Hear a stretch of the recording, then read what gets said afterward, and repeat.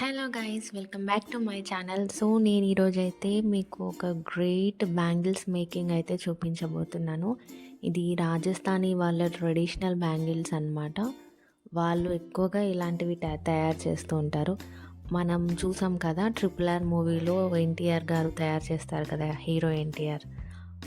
Same ఆ type bangle making అన్నమాట. చాలా బాగుంది. సో ఇదైతే అక్కడైతే ఎన్టీఆర్ మనకి ఒకటే క్లే లాగా ఉంటుంది కదా, దానికి కలర్స్ వేశారు.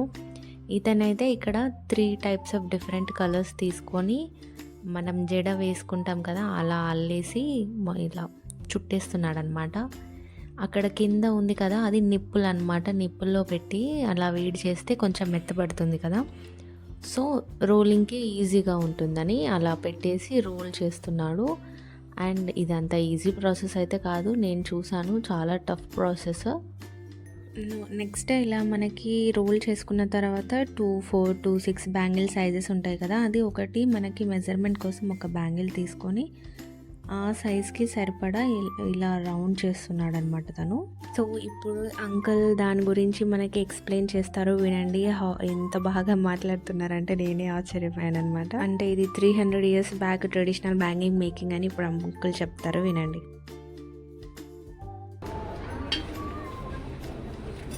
This is 300 years old traditional craft of Jaipur. My 7 generations have been curating and promoting of this art.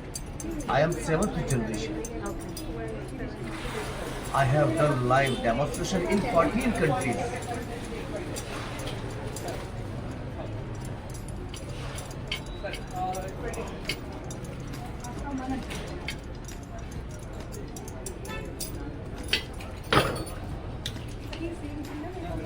So చూసారు కదా, ఇది ఎన్ని ఇయర్స్ బ్యాక్ ట్రెడిషనల్ బ్యాంగిల్స్ అంటే ఇట్స్ రియల్లీ గ్రేట్ కదా. జైపూర్ బ్యాంగిల్స్ చాలా, వాళ్ళ దగ్గర హ్యాండ్లూమ్ శారీస్ కానీ హ్యాండ్ క్రాఫ్టెడ్ జ్యువెలరీ అయితే చాలా బాగుంటుంది.